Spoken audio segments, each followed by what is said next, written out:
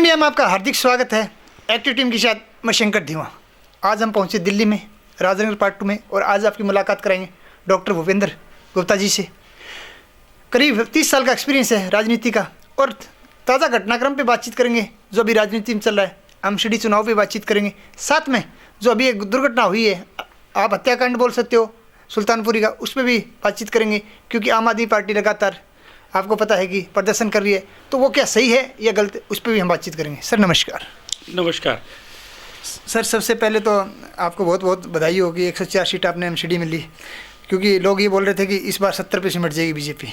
देखिएगा, लोगों के बोलने से ऐसा कुछ नहीं होता और हमारा तो अनुमान ऐसा था कि भारतीय जनता पार्टी 140 से 150 सीटों के आसपास जीतेगी। अभी जब परिणाम आए तो उसमें कुछ ना कुछ निराशा ही हमें हाथ लगी है और जो जनता जनार्दन ने जो सीटें दी हैं उसका स्वागत है। जी, ऐसा नहीं लगता सर कि कुछ गुटबाजी के कारण थोड़ा सा नुकसान हुआ है पार्टी को? देखिएगा, ऐसा कुछ नहीं है, गुटबाजी के कारण नहीं। 15 साल से भारतीय जनता पार्टी सत्ता में थी और ऐसा कह लीजिए जो भारतीय जनता पार्टी ने निगम में सत्ता में रहते हुए जो कार्य किए उन कार्यों को हम जनता तक नहीं पहुंचा पाए जी। और लोगों को एक्सपेक्टेशन होती है कि उन लोगों को लगता है कि निगम और दिल्ली सरकार एक ही व्यक्ति के हाथ में होगी तो डेवलपमेंट के कार्य बहुत तेज़ी से होंगे, क्योंकि केजरीवाल जी ने जब निगम में हम थे तो सारा का सारा बजट डेवलपमेंट का, चाहे नॉथराइज कॉलोनी का हो, चाहे डीडीए के अंदर हो, चाहे अन्य क्षेत्र में हो, एजुकेशन क्षेत्र में हो, सारा का सारा बजट रोक दिया, जिसके कारण काम प्रभावित हुआ और लोगों को लगने लगा कि भाई किसी की भी सरकार हो लेकिन हमें काम चाहिए। तो आखिरकार लोगों ने केजरीवाल जी पर निगम में कहीं ना कहीं विश्वास जताया है और आगे जो विश्वास जताया है वो आगे किस प्रकार से वो उन विश्वास को पूरा करेंगे वो आगे देखने वाली बात है। ऐसा नहीं लग रहा सर कांग्रेस के कमजोर होने के कारण आपको थोड़ा नुकसान हुआ, क्योंकि वोट परसेंट आपका भी बढ़ा है और आम आदमी पार्टी का भी बढ़ा है, तो ऐसा नहीं है कि कांग्रेस हाशिए पे चलेगी, इसका नुकसान आपको पहुंचा? देखिएगा, मैं एक बात और आपको कहना चाहता हूं कि केजरीवाल जी का वोट बैंक घटा है जी। यदि आप दिल्ली नगर निगम के चुनाव और दिल्ली सरकार के चुनाव में आप तुलना करेंगे तो केजरीवाल जी का वोट बैंक काफ़ी तेज़ी से गिरा है और कांग्रेस का वोट बैंक बहुत तेज़ी से गिरा है जी। देखिए, दोनों का गिरना और भारतीय जनता पार्टी का प्लस होना जी, ये एक बात है। जैसा आपने कहा कि कहीं ना कहीं जो त्रिकोणीय मुकाबला होता था इस बार जो कंटेस्ट हुआ वो 2 कोणीय रह गया, झाड़ू वर्सेस बीजेपी। और कांग्रेस ने अपनी वोट बैंक जो किसी स्वार्थवश आज से 6-7 साल पहले झाड़ू की तरफ ट्रांसफ़र की थी, आज उनको ये खामियाजा भुगतना पड़ रहा है कि 250 में से 10 सीटें भी वो जीत नहीं पा रही है जी। बात करूं सर, आज मेयर का भी चुनाव हो रहा है, साथ में भी हमें इन्फॉर्मेशन मिली है कि काफ़ी हंगामेदार चल रहा है। साथ में एक एलजी जी जो अपना लेफ्टिनेंट गवर्नर, उस पर भी एक आम आदमी पार्टी की तरफ से एक कटाक्ष पैदा किया जा रहा है कि 10 सांसदों को मनोनीत कर दिया, क्या वो उनकी पावर में है? देखिएगा, वो राज्यपाल जी की अपनी पावर है, अपनी जुरिडिक्शन पावर है, वो किसी को भी वो 10 पार्षदों को नॉमिनेट कर सकते हैं। और ये इनको भूलना नहीं चाहिए केजरीवाल जी को कि जब 3 निगम थी तो 30 पार्षद इनके नॉमिनेट हुए थे, तब इन्होंने कुछ नहीं बोला। भारतीय जनता पार्टी ने उस समय भी किसी तरह का कोई आरोप नहीं लगाया था।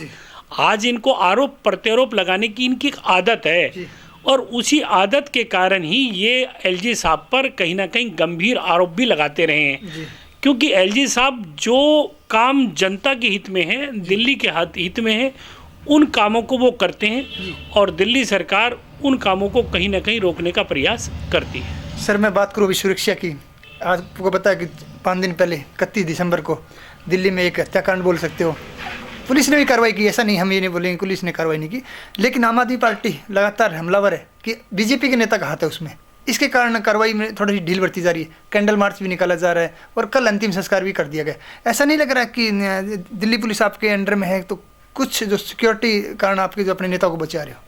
नहीं, दिल्ली पुलिस नंबर 1 तो किसी भी व्यक्ति को नहीं बचा रही जी। ठीक है, कोई ना कोई व्यक्ति किसी न किसी पार्टी से जुड़ा होता है जी। मैं केवल इतना बात कहना चाहता हूं कि दिल्ली पुलिस ने तुरंत कार्रवाई की, उस लड़की के साथ जो हुआ वो बहुत गलत हुआ जी। ऐसा किसी भी बहन किसी भी बेटी के साथ नहीं होना चाहिए था। जी। रोड एक्सीडेंट हुआ तो उनका ये दायित्व बनता था, जो अंदर कार चला रहे थे, अंदर कार में बैठे थे, कि वो तुरंत कार को रोकते और रोकने के बाद जो घायल है उसको उठाते और हॉस्पिटल तक पहुंचाते। ये उनकी बहुत बड़ी गलती है, जिसके कारण आज ये सारा का सारा वाक्यांश घट रहा है। और मैं जो आज कैंडल मार्च निकाल रहे हैं, जो महिला के प्रति इतनी संवेदनशीलता का परिचय दे रहे हैं, मैं केवल उनसे ये पूछना चाहता हूँ कि जब इनके एक मिनिस्टर साहब राशन कार्ड बनवाते थे तो राशन कार्ड बनाते समय किस प्रकार का वाक्यांश रचते थे। एक एमएलए साहब जो अपने साकेत से एमएलए हैं, अपनी पत्नी को कुत्ते से कटाते थे जब इन्होंने कैंडल मार्च नहीं निकाला, जब इनकी संवेदनहीनता नज़र नहीं आ रही। और आप एक चीज़ और देखिए, इनका जितना भी मंत्रिमंडल है, क्या उस मंत्रिमंडल में कोई महिला मंत्री है? अभी तो एक भी नहीं है। बना रहे हैं 8 साल, वो तो मेयर बना नहीं रहे। ये तो संविधान है। अच्छा, रिजर्वेशन। ये संविधान है कि पहली बार लेडीज चुनी जाएगी और तीसरी बार ऐसी। नहीं, यदि महिला नहीं चुनी जाती, महिला का प्रावधान नहीं होता, तो महिला यहाँ पे भी नहीं होती। तो मैं केवल इतना कहना चाहता हूँ, बोलना चाह रहे totally politically motivated, totally political motivated है। वो इस मुद्दे को उठाना चाहते हैं, उस मुद्दे पर किसी कार्रवाई से जनता को जागरूक नहीं करना चाहते। वो कहना चाहते हैं कि दिल्ली पुलिस के कारण ये घटना घटी है और जनता सब देख रही है घटना किस प्रकार से घटी। मैं इस पे बोलना नहीं चाहता। बहुत सारे लोग, साथ में जो लास्ट में वो ड्राइवर को भी पकड़ दिया गया। हाँ, सबसे बड़ी बात है कि ये सब घटनाएं घटी हैं तो इसके अंदर कुछ ना कुछ और भी कारण रहे हैं, लेकिन पुलिस ने कार्रवाई भी की और जहाँ पुलिस के पार्ट में कमी है उस कमी को भी पुलिस उस पर भी एक्शन जरूर लेगी। बात करूं, जो ये ऐसा नहीं लग रहा सर कि इस तरह के कैंडल मार्च, ठीक है एक पीड़िता को इंसाफ मिलना भी चाहिए, ऑलरेडी उसके ऊपर भी कार्रवाई हो रही है, कहीं देश की छवि को नुकसान नहीं हो रहा क्या? देखिएगा, जो इस प्रकार से कैंडल मार्च निकाल रहे हैं उनको देश की छवि से कोई मतलब नहीं है। वो पीड़िता के ऊपर अपनी रोटी सेकने का प्रयास कर रहे हैं। मैंने अभी कहा, उनके घर के अंदर जब महिला के साथ शोषण होता है तो उनका एचओडी, उनका जो हेड ऑफ द डिपार्टमेंट माननीय मुख्यमंत्री जी कभी भी एक शब्द नहीं बोलते महिला के प्रति। लेकिन आज उनको लग रहा है ये एक वोट बैंक के लिए, अपने आप को दिखाने के लिए कि हम महिलाओं के सबसे बड़े शुभचिंतक हैं, हितैषी हैं, इसके कारण वो ऐसा कर रहे हैं। पॉलिटिकल मोटिवेटेड है।